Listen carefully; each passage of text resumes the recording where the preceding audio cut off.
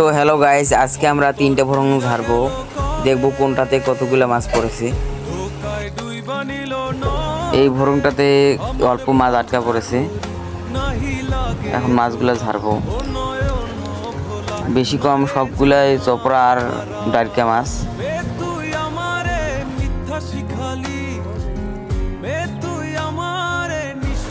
আরেকটা ভরঙ্গের কাছে চলে আসলাম, এইটা ভরং আমরা আজকেই নিয়েছি। এই ভরংটাতে দেখা যাক কি মাছ আটকা পড়েছে। ওটার সাথে সাথে দেখলাম বেশি মাছ আটকা পড়ে নাই, একটা বাইন মাছ আটকা পড়েছে বুঝি। দেখা যাক, মুখটা খোলাই আগে। মুখটা খোলার সাথে সাথে আমরা এখন ভরংটা ঝাড়বো মগটাতে।